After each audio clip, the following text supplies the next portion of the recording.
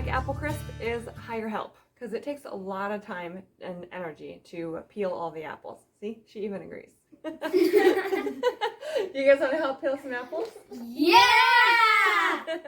Okay, so I'm going to have you guys use this little peeler tool. This is going to peel and core your apples at the same time. It might make a little bit of a juicy mess down here, but that's no big deal. We will clean it up afterwards. All right, I'm going to have you guys do this whole bin of apples right here. You'll put the inside of the apples right here. We'll make applesauce with that. And then you'll put the peels over here. And then you can put the cores right in here.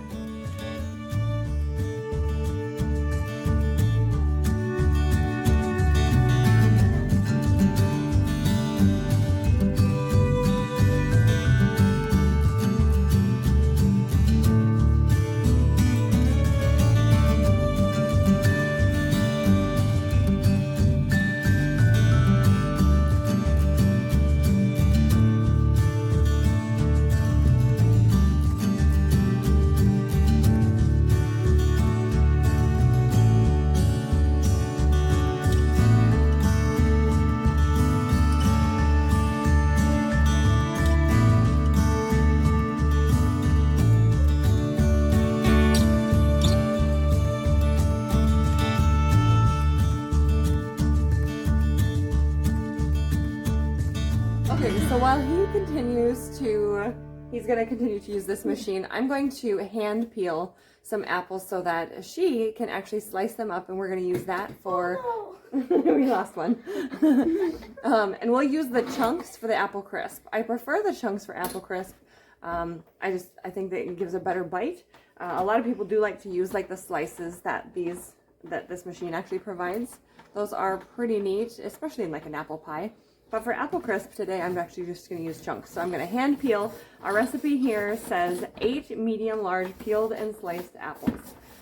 This is actually a recipe that I'm using from my friend Robin, and it's actually the only apple crisp recipe that I've ever used. And it says 8 medium large peeled apples, and so I'm going to do that right now. She's going to slice them up. And then we're going to get that mixed up because it's actually really easy to put together. We'll get that in the oven while we continue to peel the apples for some applesauce as well.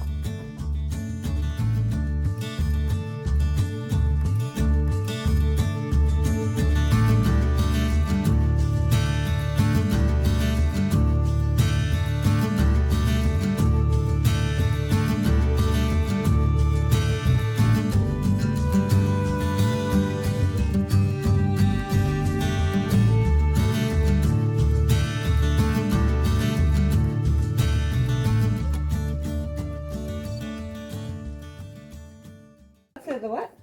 What did the unskinned apple say to the skinned apple? Oh, I don't know. Oh. Give me some skin. That's pretty cute. Did you just make that up? Yeah. I like it.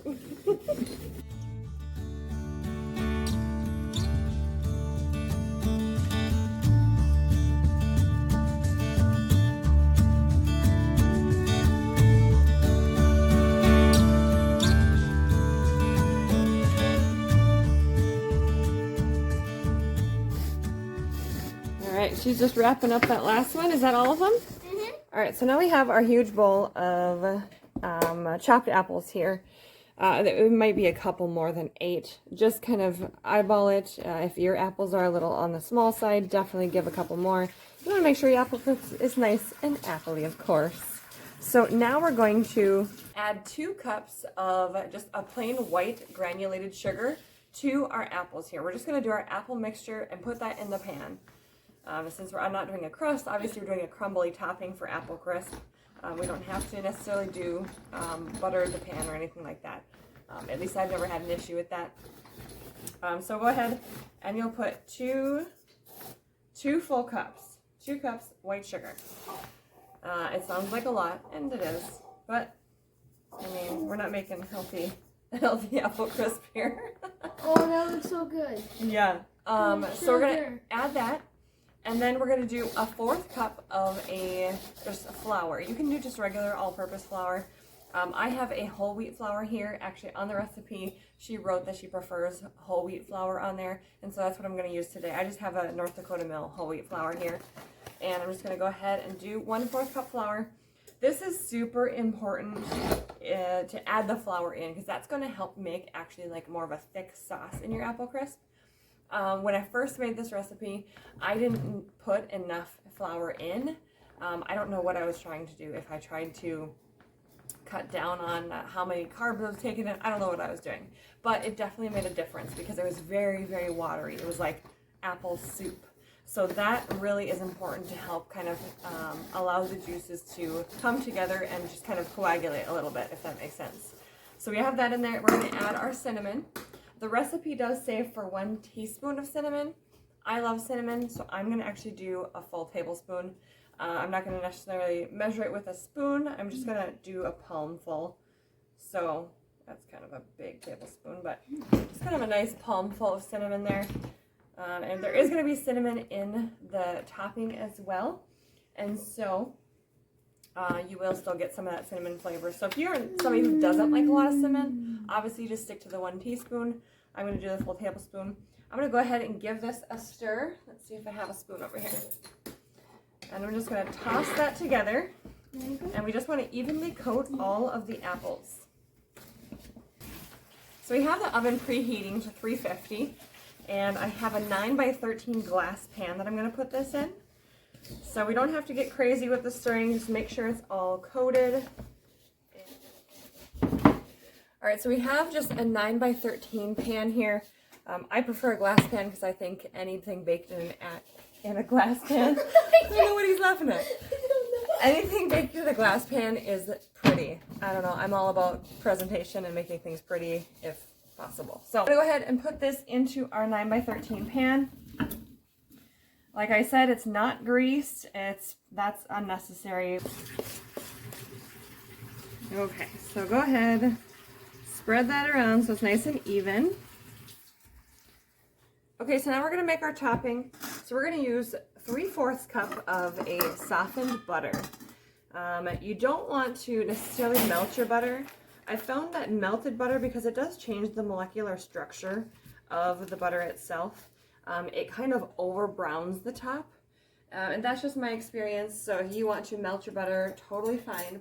I'm just going to actually cut this in little slices, and we will cut that into our mixture that is sugar and cinnamon and a little bit of flour and some oatmeal, which is just a really basic topping. Can I open the other one?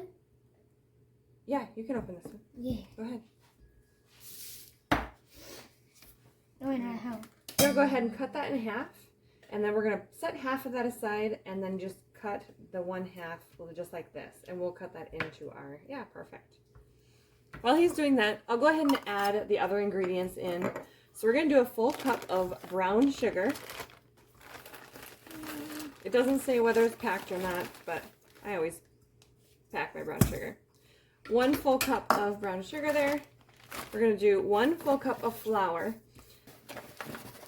And again, she does say whole wheat flour on here, so we're just going to roll with the whole wheat flour. So we'll go with that. And you have that. And we'll add our cinnamon. This also says a teaspoon of cinnamon. I'm going to do more than a teaspoon. I'm going to do maybe like 2 teaspoons. And then we're going to add a cup of oatmeal. It does say not to use a instant oatmeal, so just use like just a basic old-fashioned oats. We'll add that in. Perfect. Alright, so I'm going to go ahead and just give that a little bit of a stir. Now we're going to take these little butter pieces, and I'm going to cut it into it. So this is, obviously it's softened butter, it's not melted. It's going to help create little balls of cinnamon buttery goodness. And that's going to create that really nice crumbly topping. This is such a super easy basic recipe, and obviously the kids are helping, so it's a great one for the kids to help with. So you can go ahead and toss those in. Let's spread them around a little bit. And let's see. Perfect. All right, just wait. I'm going to cut these ones in, and then we'll finish adding. Oh, yep, that'll be set aside anyways. We won't need that. Yeah. So I take a fork for this, and I mash it in. This is a little bit of a labor of love here. It takes a little bit of time to do this. If you have a fancy machine that does this for you, feel free to use it. I don't. I use my hands for almost everything that we make here. So whether it's bread or, you know, baking cakes and cookies, I try not to use a electric mixer as much as possible. Yeah, because she recently got a new mixer that you do it by hand. So it's like electric mixer, except you do it by hand and you like roll it like this. Do you want to show them? Yeah. Do you want to grab it? It's pretty cool. It's actually an old school. We got it at an antique shop, which is really it's really neat. So it's a great thing to have for somebody who wants to who is off grid. You see how it's like the old school standing mixer right there. You can put it in and go like that. Yeah, it wouldn't work for this. That's more for just for mixing soft things. So you could make, you know, pancakes or Eggs. Yeah, you whip up your eggs with that. Anything that has a loose batter, you could use that for. You could do cakes with that. You're not going to want to do obviously like cookies or breads or anything like that. We like to lick them. You do like to lick them. Yeah. Oh yeah, everybody likes to lick a beater. All right, so that looks pretty good. We'll add the rest of these in.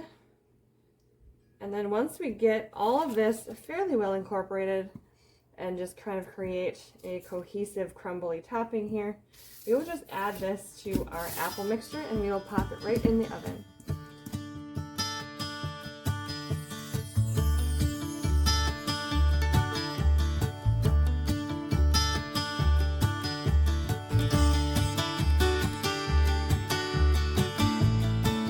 Alright, so that is a nice crumbly texture. I can tell that all of it is a bit moistened with the butter. So we're going to go ahead and put this on our apples now.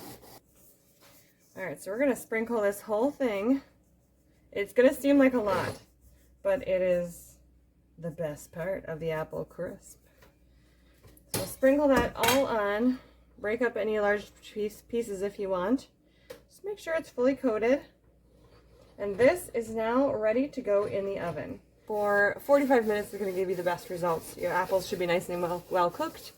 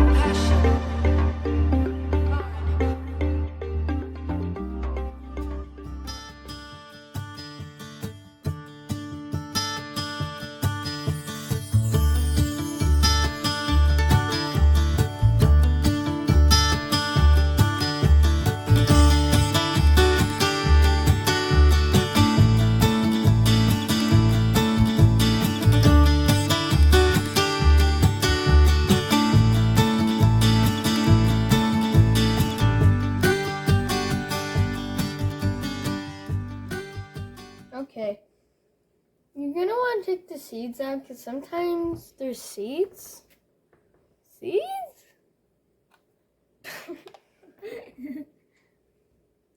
So you're gonna want to be careful about not having seeds. You're following the channel.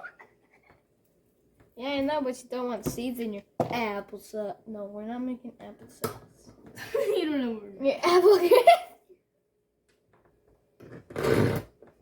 Okay,